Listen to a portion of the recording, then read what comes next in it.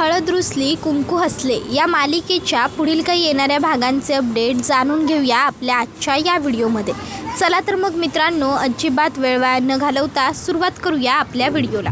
तर आता आपण इथे पाहिलेलं आहे की बाळजाबाईंच्या इच्छेप्रमाणे सगळं काही घडायला सुरुवात झालेली आहे आणि ते म्हणजे आता बाळजाबाईंनी पूजाला सांगितलेलं होतं की तू नाटक करायचं, म्हणजे हॉस्पिटलमध्ये ॲडमिट वगैरे व्हायचं आणि मग त्यानंतर दुष्यंतला तुझ्याबरोबर लग्न करायला भाग पाडायचं। दुष्यंत तुझ्या जीवावर बेतलंय म्हटल्यावर तुझ्याशी लग्न करायला आपसूक तयार होईलच आणि ती कृष्णा स्वतःहूनच घराबाहेर काढली जाईल। आपल्याला काही जास्त कष्ट करावेसुद्धा लागणार नाही, कळलं का? त्यावर आता पूजा या सर्व गोष्टींसाठी तयार झालेली असते आणि मग त्यानंतर आता ठरल्याप्रमाणे बाळजाबाई ह्या हॉस्पिटलमध्ये सगळी काही अरेंजमेंट पूजाला करून देतात। पूजाला त्या हॉस्पिटलमध्ये दाखल करून घेतात आणि तिथे डॉक्टर लोकांनासुद्धा खोटं बोलायला लावतात की पूजाची कंडिशन खूप क्रिटिकल आहे, तिच्या मनाप्रमाणे गोष्टी करा, ती आपल्या सोबत काही दिवसांची सोबती म्हणून आहे वगैरे, असं सगळं तुम्ही दुष्यंतला सांगायचं। आधी तर डॉक्टर हे सर्व करायला तयार नसतात, पण मग बाळजाबाई डॉक्टरांनाच धमकी देतात की जर मी सांगते त्याप्रमाणे गोष्टी नाही झाल्या तर तुमच्या हॉस्पिटलला कुलूप लागेल। आता शेवटी डॉक्टरांचाही नाईलाज होतो आणि त्यांना बाळजाबाईंच्या म्हणण्याप्रमाणे गोष्टी कराव्या लागतात आणि मग डॉक्टर आता दुष्यंतला हॉस्पिटलमध्ये बाळजाबाईंनी सांगितल्याप्रमाणे सगळं सांगतात। आता मग बाळजाबाईंना कळतं की दुष्यंत वीक झालेला आहे। बाळजाबाई ही गोष्ट पूजापर्यंत पोहोचवतात आणि मग आता पूजा ही वीक झालेल्या दुष्यंतला आणखीन कमकुवत करण्यासाठी म्हणू लागते, डी आय लव्ह यू, माझं तुझ्यावर खूप खूप म्हणजे खूपच प्रेम आहे, तुझ्याशिवाय एक क्षणसुद्धा राहणं मला शक्य नाही।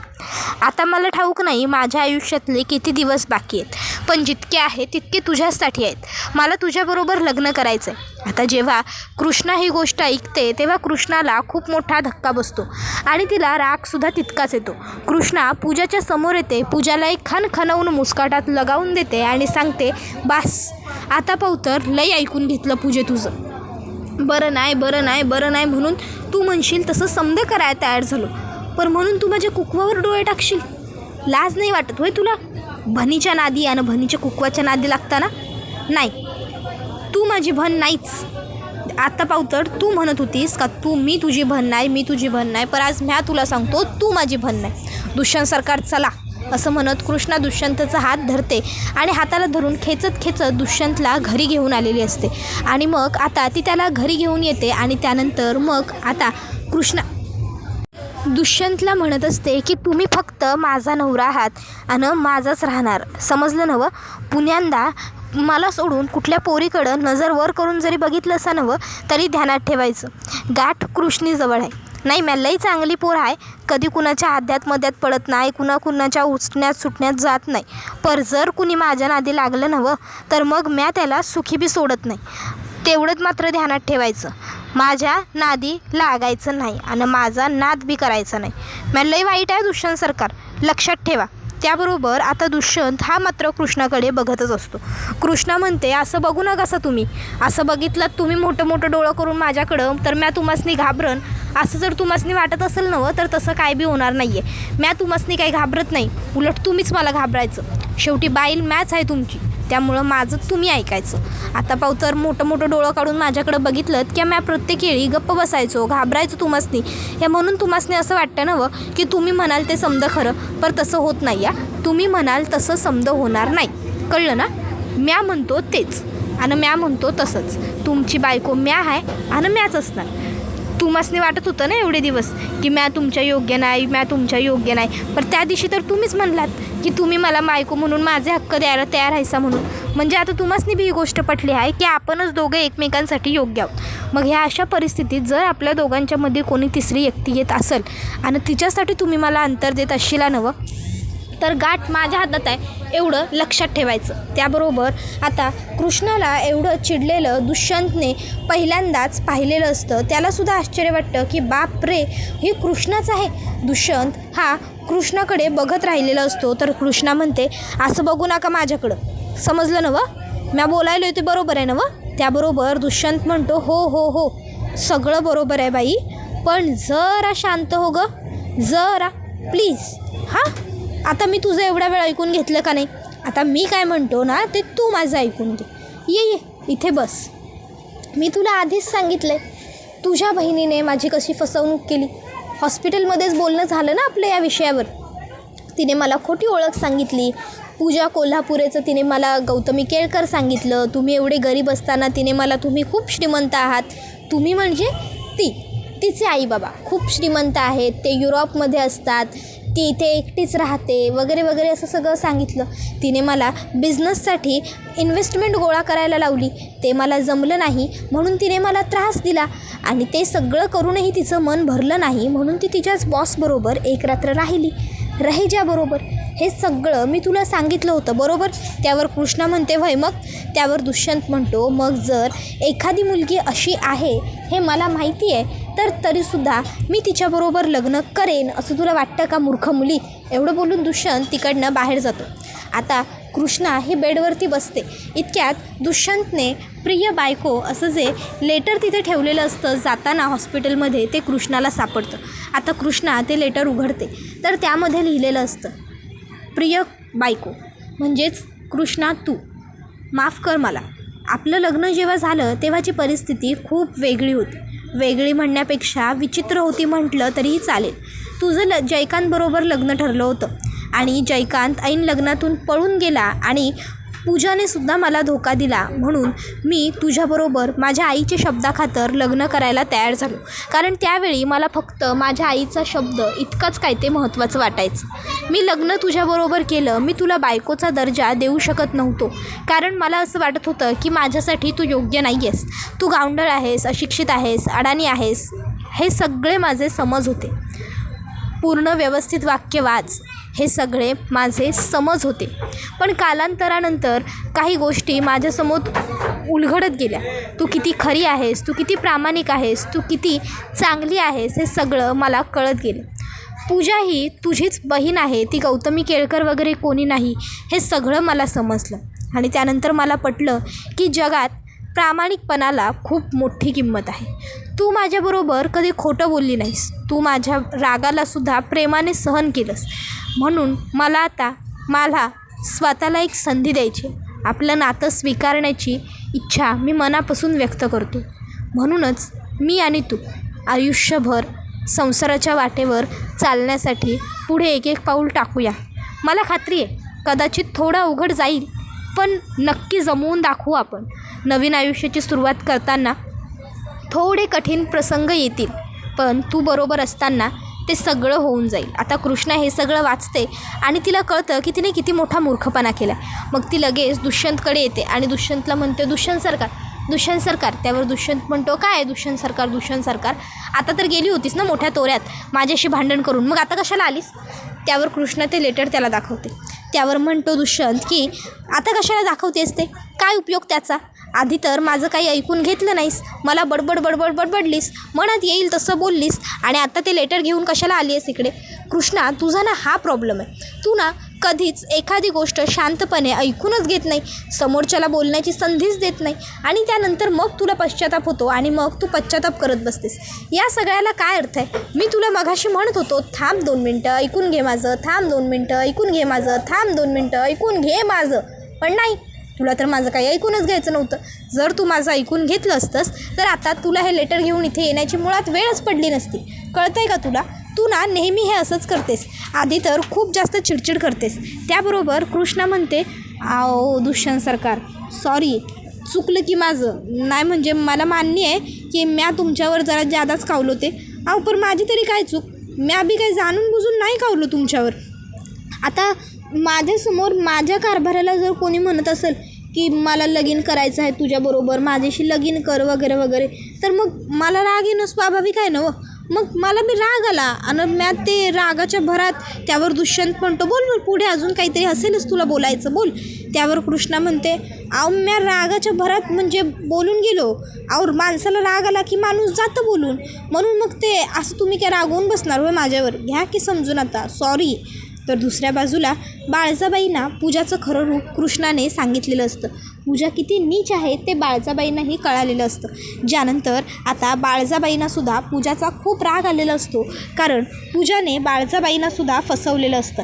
बाळजाबाई पूजाकडे जातात आणि पूजाच्या एक खणखणवून मुस्काटात लगावून देतात आणि पूजाला म्हणत असतात, निर्लज्ज मुली, लाज नाही वाटत तुला? एवढं खोटं कसं काय बोलू शकतेस तू? 12 गावचं पाणी प्यायलेलो हाय म्या. ह्या बाळजाला आज पावतर कोणी बी फसवू शकलेलं नाही. आणि काल कुठची आलेली पोर तू मला फसवाय निघालीस? तू माझ्याशी खोटं बोललीस? लाज नाही वाटली होय गे शाने तुला? पर लक्षात ठेव, आता गप गुमान ह्या हॉस्पिटलाच्या बाहेर पडायचं नाही. जर म्या तुला इथनं बाहेर काढायचं ठरवलं नवं तर तुझ्या अब्रूची बेअब्रू व्हायला फार येळ लागायचा नाही. उगाचच्या उगाच आमासनी तुला बेअब्रू करायचं नाही म्हणून शिस्तीत सांगायलो. गप गुमान तुझा गाशा गुंडळायचा आणि इकडनं निघायचं आणि पुण्यांदा ह्या गावाच्या पट्ट्यात बी दिसायचं नाही. जर दिसलीस नवं तर तुझ्या आयुष्याची नाही माती केली तर म्या बी नाव बाळजाबाई सांगणार नाही. लाज नाही वाटत होय? माझ्या लेकावर प्रेम केलंस असं म्हणालीस नवं? मग कोण तो तुझा मालिक? त्याच्याबरोबर राहण्याची काही गरज काय होती? लाज नाही वाटली? हे असं काहीतरी वागताना रांगडे पाटलांच्या घरातल्या सुनांची वागायची ही पद्धत नाही, समजलं नवं? त्यामुळं आजच्या नंतर आमच्या लेकाचं नाव बी तुझ्या तोंडात घ्यायचं नाही. त्यावर पूजा आता म्हणत असते, हे बघा तुम्ही प्लीज माझं ऐकून घ्या. माझं डीवर खरोखर खूप प्रेम आहे. मी डीशिवाय नाही राहू शकत. माझ्याकडून जे काही झालं ते सगळं चुकून घडलं. तुम्ही मला समजून घ्या प्लीज. तुम्ही इथे मला स्वतःहून बोलवलं होतं ना, त्या कृष्णाला तुमच्या घरातून हाकलायला आणि मला तुमच्या घरात घ्यायला. मग असं एकाएकी काय झालं? सगळं कुठे बदलून गेलं? प्लीज माझं ऐकून घ्या. बाळजाबाई तिच्या एक खणखणवून मुस्काटात लगावून देतात. पूजाला खरं तर आता बाळजाबाईंचा खूप राग येतो, पण आता गप्प राहण्या वाचून आणि बाळजाबाईंना समजावून सांगण्या वाचून तिच्याकडे दुसरा काहीच पर्याय नसतो. आणि त्यामुळे पूजा ही बाळजाबाईंना म्हणते, ठीक आहे मंजूर, तुम्हासनी म्या तुमची सून म्हणून नको आहे ना? काही हरकत नाही, मी नाही होणार तुमची सून. बस नाही होणार. पण फक्त एकदा शांतपणे विचार करा आणि मला माझ्या एका प्रश्नाचं उत्तर द्या. जर त्या प्रश्नाचं उत्तर तुम्ही माझ्या दिलंत ना तर मग तुम्ही जे म्हणाल मी ते करायला तयार आहे. विचारू? बाळजाबाई म्हणतात, बोल. मग पूजा म्हणत असते, नाही मला मान्य आहे, तुमच्या घरची सून होण्याच्या लायक, तुमच्या घरची सून होण्याच्या पात्र मी नक्कीच नाही. पण मग कृष्णा आहे का तुमच्या घरची सून होण्याच्या लायक? दुष्यंतची बायको होण्याच्या लायक? अहो, त्या मुलीला 20च्या पुढे अंक येत नाही. स्वतःचं नाव इंग्रजीत सोडा, मराठीतसुद्धा तिला लिहिता येत नाही. ही असली मुलगी तुम्हाला तुमची सून म्हणून चालेल का? बोला ना. तुमच्या नजरेत आणि तुमच्या या गप्प बसण्यात मला तुमचं उत्तर सापडलं. जर तुम्हाला कृष्णा तुमच्या घरची सून म्हणून चालत नसेल ना तर मग एकच पर्याय आणि तो म्हणजे हा की तुम्ही माझ्याबरोबर हात मिळवणी करा. त्यावर बाळजाबाई म्हणतात, तू. त्यावर पूजा म्हणते, एक डाव माझं पूर्ण बोलणं ऐकून घ्या आणि मग त्यानंतर तुम्हाला जे बोलायचं असेल ते बोला. हे बघा, मला मंजूर आहे तुम्हाला मी सून म्हणून नको आहे, पण कृष्णाला घराबाहेर काढायला मी तुमची मदत करेन. त्याबरोबर हे ऐकल्यावर मग मात्र बाळजाबाईसुद्धा विचार करायला लागतात.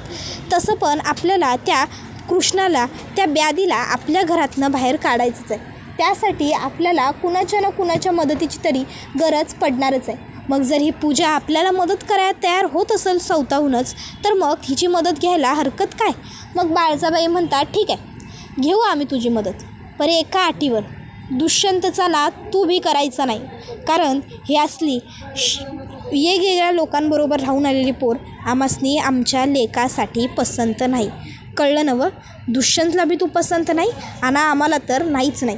आमासनी वाटलं होतं की खरोखर तुझं दुष्यंतवर प्रेम आहे वगैरे, पण तसं काही बी नाही. ते समज खोटं आहे, धोतांड आहे हे आमासनी कळले. पण आता तू त्या कृष्णीला आमच्या लेकाच्या आयुष्यातनं बाजूला करणार म्हणत्यास, म्हणून आम्ही तुला परवानगी देतो. तू म्हणशील तसं होईल. त्याबरोबर पूजा म्हणते, ठीक आहे मग आपण आता दोघीही एका टीममध्ये, पूजा आणि बाळजाबाई. दुष्यंतच्या आयुष्यातून कृष्णाला कायमचं हकलवून लावणं हे फक्त एकच आपलं मिशन असेल. डन? मग पूजा बाळजाबाईंना हात मिळवायला हात पुढे करते, तर बाळजाबाईसुद्धा पूजाला हात मिळवतात. आता पूजा मनातल्या मनात म्हणत असते, कृष्णा तुझ्यामुळे माझं आयुष्य उद्ध्वस्त झालं, तुझ्यामुळे माझे बाबा गेले, तुझ्यामुळे मला माझं राहतं गाव सोडावं लागलं. तुझ्यामुळे माझ्या आयुष्यात अशा बऱ्याच घडामोडी घडल्यात. पण आता बस. आता मी पुन्हा तुझ्यामुळे माझं कुठल्याही पद्धतीचं नुकसान होऊ देणार नाही आहे. जर डी मला मिळणार नसेल ना तर माझी काहीच हरकत नाही. पण डीला मी तुझासुद्धा होऊ देणार नाही. जर मी तुला डीच्या आयुष्यातून कायमची घाणीप्रमाणे बाजूला फेकून दिली ना तर माझंसुद्धा नाव पूजा कोल्हापुरे नाही. मी गावात आल्या क्षणी आपल्याच गावातल्या अंगणाच्या मातीची शपथ घेऊन तुझं आयुष्य उद्ध्वस्त करेन असं सांगितलं.